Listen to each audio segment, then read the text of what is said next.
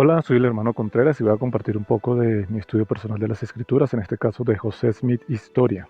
Para serles franco, pues bueno, pensé que iba a ser un estudio un poco más rápido porque estoy familiarizado con este relato. Sin embargo, pues no pasé de los dos primeros versículos de este documento. Aquí en la introducción de La Perla de Gran Precio nos dicen que José Smith Historia son selecciones del testimonio historia oficial de José Smith que él y sus escribientes prepararon en 1838 y 1839 y que se publicó en serie en el periódico The Times and Seasons en Nauvoo, Illinois, empezando el 15 de marzo de 1842. Entonces fue en este periódico, un periódico que era oficial de la iglesia, donde se empezó a publicar secciones de este relato.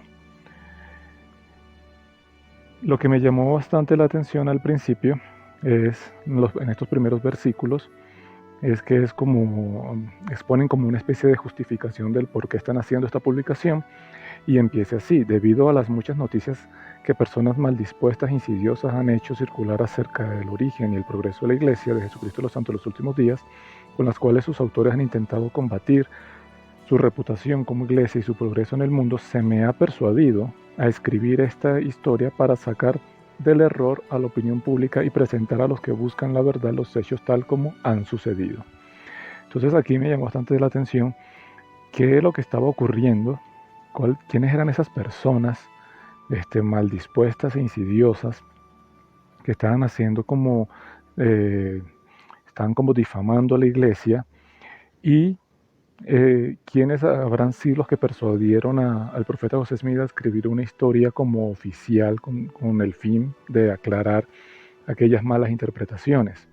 Entonces en el 2 dice: presentaré con verdad y justicia los varios sucesos que con esta iglesia se relacionan, tal como han sucedido o como en la actualidad existen, siendo 8 con 1838 los años que han transcurrido desde la organización de dicha iglesia. Y aquí fue donde encontré la primera clave para descubrir quiénes eran estas personas que estaban injuriando a la iglesia, por así decirlo. Y es el año 1838. Y aquí fue donde empezó entonces mi viaje a tratar de saber qué estaba ocurriendo en 1838 y que estaba afectando a la iglesia directamente. En el libro de la historia de la iglesia en el cumplimiento de los tiempos, en su capítulo 14, que se llama La apostasía en Kirtland, en 1836 a 1838, nos habla de algunos eventos que estaban ocurriendo allí. Para hacer como otro breve recuento aquí de Kirtland, en Kirtland desde 1834 empezó a incrementarse la cantidad de miembros de la iglesia y tenían un asentamiento, como un pequeño grupo de personas que vivían en esa comunidad. Y para 1836 se dedicó el templo de Kirtland, el primer templo allí de la iglesia. Y eso hizo que más personas se fueran a mudar a Kirtland. Entonces, el primer problema con el que se encontró la iglesia allí fue con la pobreza. Después de la dedicación del templo en marzo de 1836 continuó la constante llegada de nuevos conversos a Kirtland. La mayoría eran personas dedicadas e industriosas, pero como comentó Benjamin F. Johnson, casi todas eran de las clases más pobres. Adicional a eso, otro problema que tenía la iglesia era que estaba hundida en deudas y los valores, como el oro y la plata, eran escasos. Más aún, se necesitaban fondos para comprar propiedad con el fin de que los santos de Kirtland y del norte de Missouri se establecieran. Había otro asentamiento importante que era en el norte de Missouri, que era otro estado en los Estados Unidos. Y estos eran como los dos centros más importantes que tenía concentraciones de miembros, en Kirtland, y el otro era en Missouri. Entonces la iglesia estaba pasando por dificultades económicas. Una de las cosas que ellos trataron de hacer para solventar estos problemas fue crear la Sociedad de Seguridad Financiera de Kirtland. Esta fue como una especie de banco, trataron de establecer un banco, pero lamentablemente las cosas no salieron como la tenían pensadas. La compañía abrió sus puertas al público el 2 de enero de 1837. Entonces, como podemos ver aquí, todavía no estoy en el 1838, que es cuando se empezó a escribir el documento, sino que tenemos que ponernos un añito atrás, porque a partir de aquí es donde empiezan a surgir varias situaciones que llevaron a, a, a problemas en el año siguiente. Dice que apenas abrió esta compañía, surgieron serios problemas que amenazaron el éxito de la compañía bancaria. Muchos otros bancos se negaron a aceptar notas de la sociedad como pagos legales y los periódicos antimormones las calificaron de papeles sin valor. Aparte de eso, en la primavera de 1837, se desató algo que se conoció después como el pánico de 1837, que fue un problema económico que se generalizó en todo el oeste de Nueva York y se extendió a otras partes del país. Entonces esto fue otro problema que puso en una mala posición al banco. Adicional a eso, pues aquí relatan varios otros malos manejos que le hicieron al banco, y esto llevó a que la sociedad sobrepasó sus medios. Finalmente se vio forzada a cerrar en noviembre de 1837, es decir, duró solamente 11 meses. Y como resultado, las 200 personas que habían invertido dinero en ella perdieron casi todo el capital colocado. Así que bueno, fue un gran problema económico. Lo que se pensaba que iba a ser la solución, terminó empeorando la situación. Entre los afectados obviamente estaba José Smith, que perdió también hay una gran cantidad de dinero y su negocio y todo lo demás. Lamentablemente, pocas personas comprendieron las verdaderas causas de las dificultades económicas que pasaban. Muchos miembros hablaron fue mal del profeta, acusándolo de ser responsable de todos sus problemas. Y aquí es donde empiezan los conflictos. Una de las cosas que nos mencionan es que durante la primavera y verano de 1837 era común en Kirtland oír calumnias sobre José Smith, particularmente cuando él se hallaba en viajes de negocios o cumpliendo algunas misiones. Algunos de los hombres que tenían cargos de responsabilidad en la iglesia lo rechazaron como líder, declarando que ya no era profeta. Y esto empezó prácticamente inmediatamente después de que se abrió este banco. Fíjense que empieza en febrero de 1837. Varios élderes convocaron a una reunión en el templo para todos los que consideraran a José Smith un profeta caído. Ellos tenían la intención de nombrar a David Whitnett para ser su nuevo líder de la iglesia. Sin embargo, pues bueno, como Brigham Young, Emerson Kimball y otros miembros, pues ellos trataron de defender al profeta. Bueno, a pesar de las dificultades que estaban pasando allí en Kirtland, se abrieron misiones a Gran Bretaña, que fueron muy exitosas y venían también a establecerse en Kirtland, las personas que se bautizaban en Gran Bretaña. Pero bueno, continuando con lo que estaba ocurriendo en Kirtland, dice que en agosto, febrero, marzo, abril, mayo, junio, julio, agosto, 6 meses, mientras José Smith y la mayoría de los apóstoles estaban en misiones, Warren Parris, que había sido escriba del profeta y era uno de los oficiales de la Sociedad de Seguridad Financiera de Kirtland, y John Boynton, uno de los 12, dirigieron a un grupo armado con pistolas y cuchillos con un ataque con la intención de tomar el templo. Aterrorizadas, varias personas saltaron por la ventana para escapar y al fin la policía logró controlar a los asaltantes y echarlos. Cuando regresó el profeta, se les suspendieron los derechos de miembros a los alborotadores a causa de sus acciones, pero a los que demostraron una contrición sincera, se les restauraron sus derechos. Sin embargo, en otoño, cuando José Smith y Sidney Rigdon, que eran miembros de la primera presidencia, se fueron a Missouri, que era el otro asentamiento de miembros de la iglesia, otra vez surgieron los disturbios. Warren Parrish, nuevamente, John F. Boynton, nuevamente, Luke Johnson y otros 30 ciudadanos prominentes organizaron un grupo llamado Norma Antigua, o Iglesia de Cristo. Se consideraban reformadores e insistían que José Smith era un profeta caído, que junto con otras autoridades de la iglesia se habían apartado de las verdades de la fe.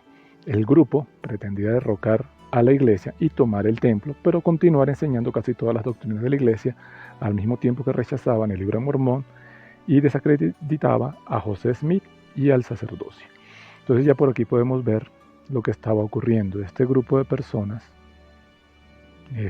Warren Parris, John F. Dayton, Luke Johnson y esas otras personas, que eran miembros prominentes de la iglesia y de ahí de la sociedad de Kirtland, vemos qué intenciones buscaban, ¿no? Era algo referente a las propiedades de la iglesia, querían quedarse con el templo, querían destituir a la iglesia que era la que administraba esos bienes. Entonces, la manera de lograr eso era por medio de las difamaciones, las calumnias, tratando de calificar a José Smith como un profeta caído, bueno, y por ahí va todas esas intenciones. Ya podemos entonces ver a quiénes estaba refiriendo el profeta José Smith cuando vimos allí en los versículos con que él empieza a hablar de personas insidiosas. Bueno, como consecuencia de esa apostasía hubo 50 miembros de la iglesia con cargos importantes que fueron excomulgados por la directiva de José Smith, pero los problemas continuaron. Varios de los apóstoles atacaron a los miembros fieles con demandas judiciales y amenazas de despojarlos de sus propiedades.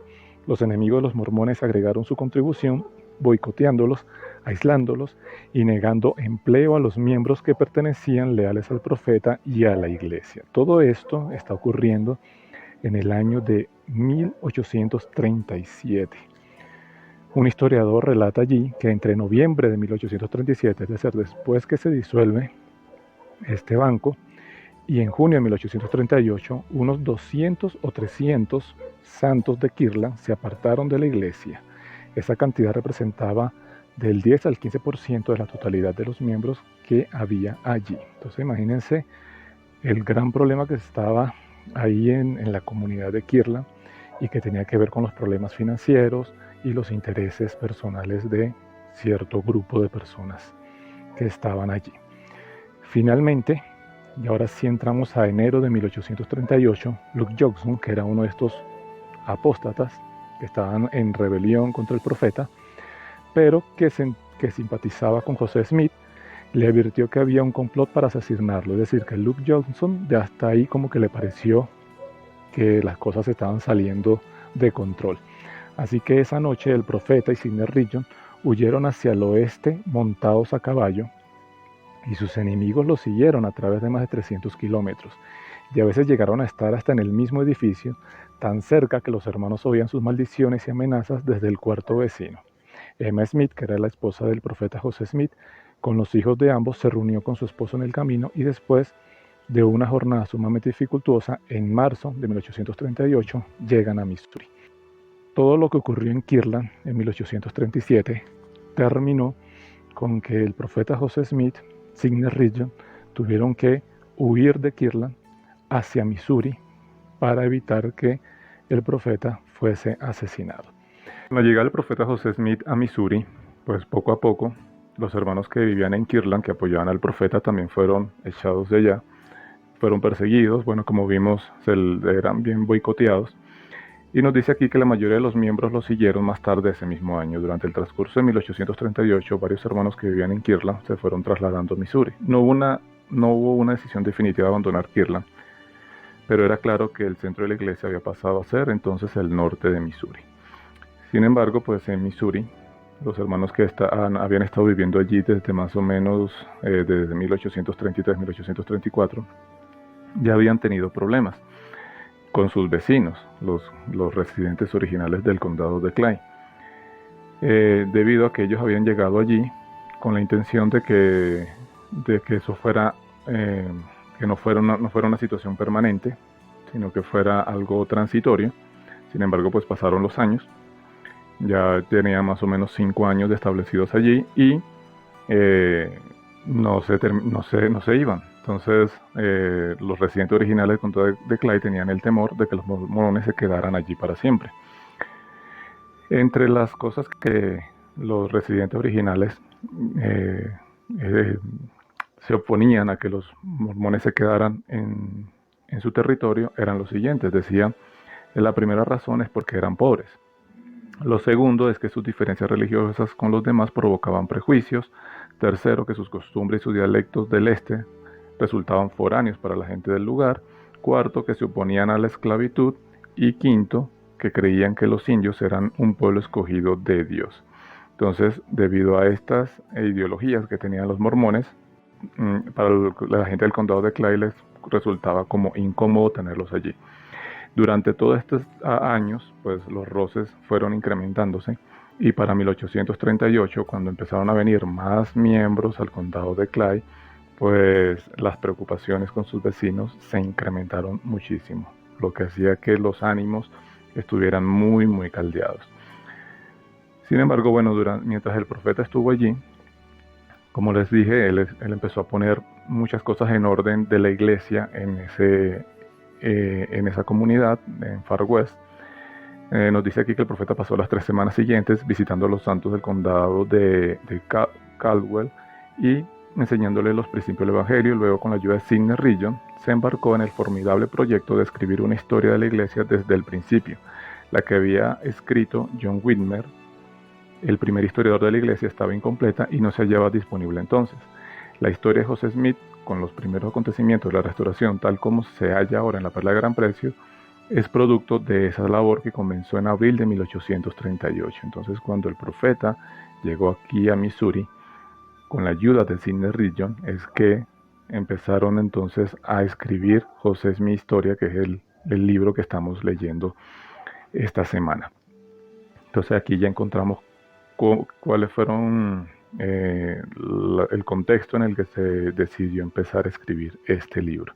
El profeta José Smith también estuvo durante este tiempo de abril, mayo y parte de junio tratando de conseguir apoyo del gobernador de Missouri para que les dieran protección, para que les dieran las garantías que ellos necesitaban para mantenerse en Missouri, pero el gobernador se negó muchas veces a brindarles apoyo, diciendo que bueno, que era una manifestación del pueblo, que el pueblo quería que ellos se fueran, por lo tanto él también tenía que apoyar esa decisión.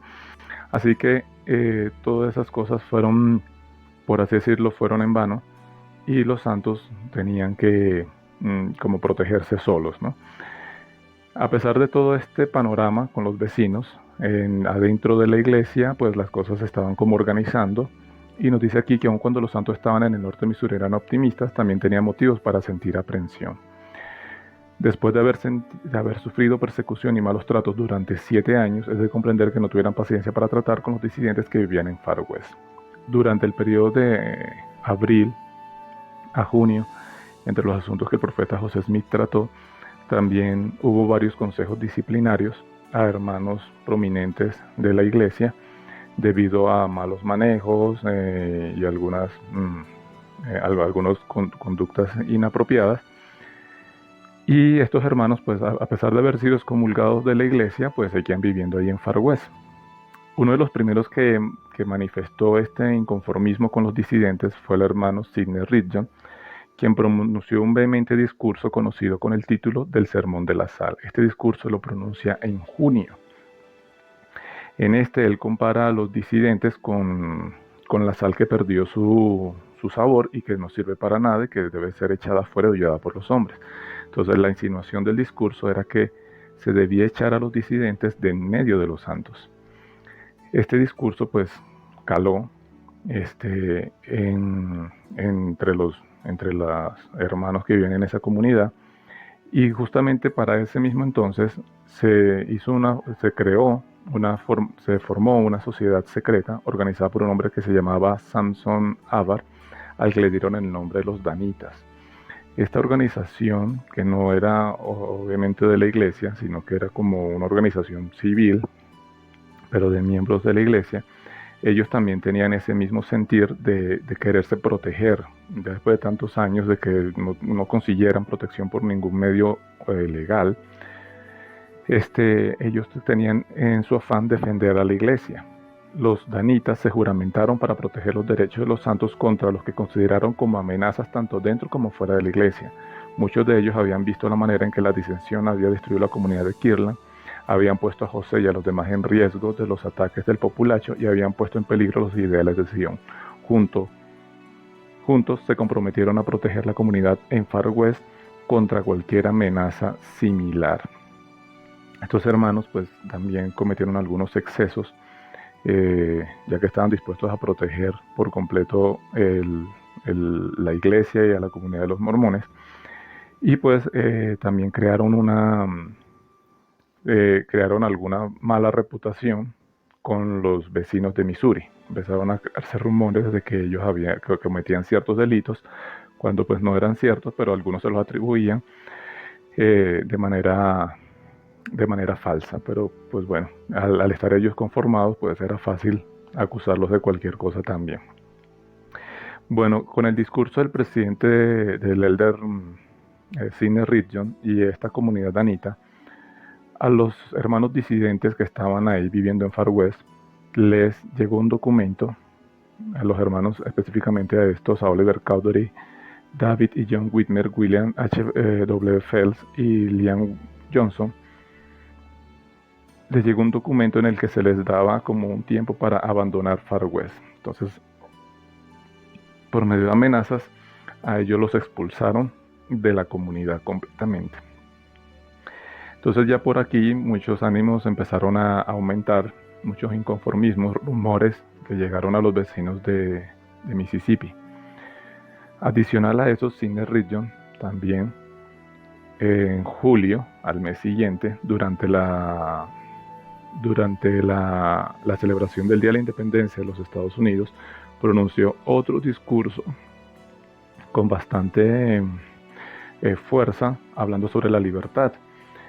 Sidney habló con fuerza a los santos acerca de la libertad, la persecución que habían soportado y la función importante de los templos en su educación espiritual. Al final del discurso advirtió a los enemigos de la iglesia que dejaran en paz a los santos. Fíjense lo que dijo: nuestros derechos no deben ser pisoteados con impunidad, afirmó. El hombre o grupo de hombres que intenten hacerlo lo hará a expensas de su vida. Los santos no serán los agresores, aseguró en su audiencia, sino que defenderían sus derechos.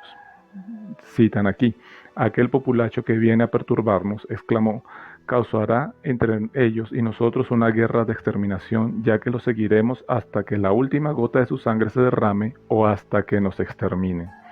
Los santos ya no abandonarían sus hogares o cosechas, ya no soportarían sumisamente su persecución. Entonces el día de hoy nos proclamamos libres. Sidney declaró, con un propósito y una determinación que nunca podrá romperse. No, nunca. Pues obviamente las personas tenían ese mismo sentir y apoyaron las palabras de Sidney. Sin embargo, estas palabras fueron publicadas de manera muy responsable, como dice aquí. A partir de aquí, con toda imprudencia, hubo copias de ese discurso que se publicaron y se hicieron circular entre la gente. Algunas llegaron a manos de los oficiales gubernamentales del Estado y fueron el fundamento en el que estos basaron sus cargos de traición y violencia con que acusaron a los miembros de la iglesia. Debido a estos mensajes del Elder Rigdon, empezó a haber un mayor alboroto del populacho, de las personas que eran los vecinos de los miembros que estaban allí en Far West. Ya para octubre, aquí nos dice, en la última semana de octubre, oyéndose de populacho por todos lados, había gran conmoción en el norte de Missouri. Las turbas quemaban casas y cosechas, robaban ganado, se llevaban prisioneros y amenazaban de muerte a los santos. El general Atchison volvió a suplicar al gobernador Boggs que visitara la región, pero este, en cambio, el 27 de octubre ordenó a sus milicias que entrara en guerra. Basándose exclusivamente en los informes falsos de un levantamiento de los mormones, el gobernador afirmó que los santos habían desafiado las leyes del Estado y habían iniciado las hostilidades, y escribió lo siguiente: debemos tratar a los mormones como enemigos y, si es necesario para el bien público, es preciso exterminarlos o expulsarlos del Estado. Sus atropellos son insoportables.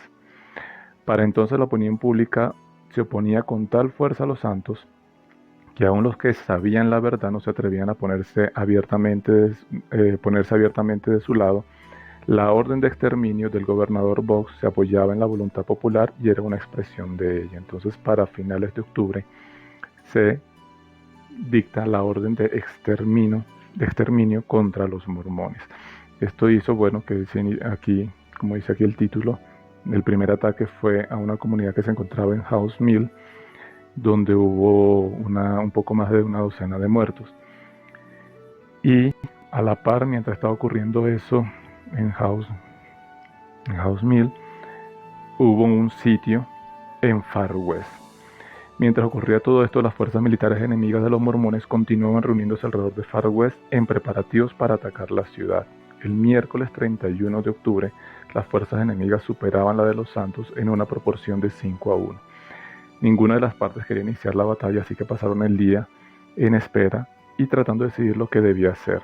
Al llegar la noche, el general Lucas envió un mensajero con una bandera de tregua al coronel Hinckley, oficial dirigente de los santos.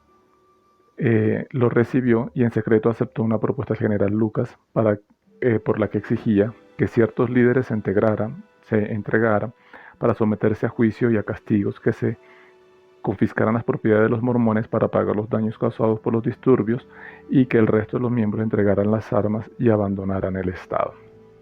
El coronel Hinckley había sido uno de los que anteriormente se había opuesto a que los miembros de la iglesia fueran despojados de sus bienes, pero en este momento ya las cosas se estaban colocando muy difíciles con lo de la orden de exterminio. Así que con esta propuesta que le está haciendo el general Lucas, George regresó a Far West esa tarde sin saber si José aceptaría aquellos términos, en el que él está pidiendo que los líderes de la iglesia sean entregados para ser enjuiciados. En carácter comandante de la milicia, el condado Caldwell, George, tenía la autoridad para negociar con el enemigo. No obstante, José quería que se consultara con la primera presidencia de aceptar cualquier propuesta de las tropas del estado. Al considerar que se agotaba el tiempo y la milicia de Missouri estaba en posición para atacar la ciudad, George dijo a José que el general Lucas quería hablar con él y otros líderes de la iglesia sobre finalizar el conflicto. Ansioso por salvaguardar a los santos del peligro, José accedió a hablar bajo los términos de la bandera de tregua. Aunque no era miembro de la milicia, José deseaba hacer todo lo que pudiera para resolver el conflicto. Él y George salieron de Far West poco antes de la puesta del sol con Sidney Rigdon, Parley Pratt, Lyman Wine y Josh Robinson. Lo que es Sidney Rigdon y Parley Pratt, en este momento ellos eran parte de la presidencia de la iglesia, entonces estaba ahí la presidencia en pleno. Camino, conforme se dirigían al campamento de Missouri, vieron que el general Lucas cabalgaba a su encuentro con varios soldados y un cañón. José supuso que venían para escoltarlos a salvo hasta el campamento. El general detuvo el caballo delante de los hombres y ordenó a sus tropas que los rodeara. George Hinckley caminó hasta el general y dijo: «Estos son sus prisioneros que acordé entregar». El general Lucas desenvainó la espada y dijo: «Caballeros, ustedes son mis prisioneros». Las tropas de Missouri estallaron en estridentes alaridos de guerra y rodearon a los cautivos. José estaba atónito. ¿Qué había hecho George? La confusión del profeta se tornó en ira y exigió hablar con Lucas, pero el general lo ignoró y se alejó a caballo. Entonces, George Hinckley, por medio de este pacto, entregó al profeta José Smith, y a partir de ahí el profeta José Smith estuvo preso, se lo llevaron a la cárcel de Liberty. Y esto fue en octubre de 1838. Entonces podemos ver que lo que empezó en abril, debido a todas estas situaciones de esta guerra civil, no pudieron continuar escribiendo la historia de la iglesia y se vio interrumpida. Incluso el profeta pues terminó siendo preso y llevado a otro condado para ser enjuiciado. Bueno, debido a todo esto, que el profeta está en la cárcel de Liberty, no se habían posibilidades de que lo pusieran en libertad, y se había desvanecido toda esperanza que hubiera tenido los miembros de recobrar sus derechos políticos y sus propiedades en Missouri o de establecer Sion. Incluso entre los mismos santos habían algunos que no consideraban prudente volver a reunirse en un solo lugar. Con el profeta José Smith preso, se les dio un tiempo a los miembros para que abandonaran Missouri. Y ya aquí entonces pasamos de año, ya estamos ahora en 1839. Los líderes de la iglesia ya estaban convencidos de que no había esperanza para su pueblo de poder quedarse en Missouri. Y el 26 de enero, Brigham Young formó un comité de mudanza para facilitar el éxodo durante todo el invierno, y la primera de dicho comité se encargó de hacer los arreglos para alimentar, vestir y transportar a los pobres. Durante este éxodo, aquí ya nos dice que a mediados de febrero comenzó la migración en masa de los santos desde el estado de Missouri. Ahora, tenían un gran problema porque no tenían ahora a dónde ir. Así que en medio de su migración en la ciudad de Quincy, ya esto es el estado de Illinois, los bondadosos residentes de Quincy, un pueblo de unos 1.200 habitantes, demostraron generosidad y comprensión hacia la penosa situación de los santos. Muchos de ellos les ofrecieron su hogar y les dieron trabajo, y más de una vez juntaron dinero, alimentos, ropa y otros artículos de primera necesidad para ayudarles. Entonces aquí en Quincy fue como un pequeño tiempo para que ellos pudieran como descansar y poder planificar qué iban a hacer. Sin embargo, pues bueno, lo mismo, las personas de Quincy le estaban dando asilo, por así decir, de manera temporal. Afortunadamente, durante ese tiempo, Isaac Galak, uno de los mayores negociantes de tierra de la zona, el cual al enterarse de la situación de los santos se ofreció a vender a la iglesia extensos terrenos en el estado de Iowa y de Illinois. Los líderes que estaban libres, que no estaban detenidos con José Smith, no sabían qué hacer exactamente, si tomar esas tierras o no, y le escribieron al profeta que estaba en la cárcel, y el profeta el 22 de marzo de 1839 les contesta que compren las propiedades y que no se separaran. El plan de los líderes que estaban en libertad era que los miembros se fueran a vivir a diferentes comunidades y se integraran en sus comunidades, de esa manera evitar mantenerse juntos, que era lo que le estaba dando tantos conflictos. En abril de 1839 se le permitió a José y a Hiram Smith y a sus compañeros de prisión escapar de Missouri y llegaron a Quincy el 22 de ese mes. Es decir, para abril el profeta José Smith y sus personas fueron liberados de esa cárcel. Ya con el profeta llegando allí, pues enseguida se puso manos a las obras y empezaron a comprar esas tierras para finalizar el verano de 1839. Alrededor de septiembre se habría llevado a cabo 4 compras importantes de tierras con el fin de que los miembros tuvieran espacio necesario para establecerse. Para el mes de mayo se había llevado una conferencia cerca de Quincy, en la cual la iglesia en pleno aprobó la adquisición de las tierras. Entonces mayo, junio, julio, agosto, septiembre, en 4 meses ya tenían la mayoría de las tierras compradas. Y una carta publicada el 1 de junio, José Smith exhortaba a todos los miembros, donde quiera que estuvieran, a emigrar a la nueva localidad. Miles de personas respondieron a ese llamado. Esa localidad más adelante fue conocida con el nombre de Nauvoo, que es una palabra hebrea que quiere decir hermoso. Y allí entonces ya los santos volvieron nuevamente a asentarse. Y fue en 1839 que se terminó entonces de escribir el José Smith Historia. Entonces José Smith Historia se terminó de escribir mientras se establecían en Nauvoo. Como ustedes vieron también ahí en la introducción, nos dice que José Smith Historia fue publicado en Nauvoo, Illinois, pero a partir de 1842, es decir, pasaron 2 años para que se pudiera publicar, y acá les voy a contar por qué se demoró también tanto tiempo para poderse publicar. Resulta que tiene que ver con la historia de la imprenta. Cuando los santos fueron expulsados de Missouri en 1838, evitaron la pérdida de otra imprenta valiosa en Far West, enterrándola en el jardín de un miembro de la iglesia inmediatamente antes de evacuar. La imprenta quedó enterrada hasta la siguiente primavera, que se recuperó. Es decir, los santos se fueron en 1839, cuando fue la migración. En febrero de 1839 la enterraron, y ya una vez que estaban establecidos en Nauvoo, me imagino que ya para 1840 más o menos, fueron a recuperarla en la siguiente primavera, ya en 1840. Entonces fue transportada a Nauvoo, Illinois, donde fue reparada y utilizada para publicar Times and Simpsons, periódico que registraba asuntos de la iglesia y la vida cotidiana de Nauvoo. Entonces se tuvo que esperar que la imprenta volviera otra vez a funcionar y así poder publicar entonces el documento de José Smith Historia. Bueno, como les dije, pues yo no pude pasar de estos 2 versículos donde me fui a un viaje por la historia de la iglesia para comprender qué estaba ocurriendo durante esos 2 años, 1838 y 1839.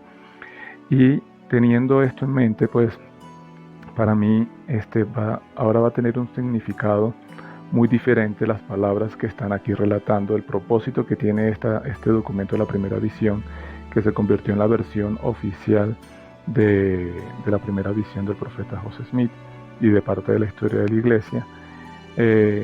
Y para mí pues es algo muy interesante ver como esta parte más humana de lo que estaba ocurriendo en la iglesia, como el profeta José Smith, a pesar de su llamamiento como presidente de la iglesia, como líder, como profeta del Señor, recibir todas las revelaciones que recibió, en medio de todo eso tenía que afrontar grandes dificultades. Eso me hace sentir un poco más identificado con él, me hace sentir más cercano, porque nosotros no estamos, por así decir, adorando o venerando a profetas inmaculados, ¿no?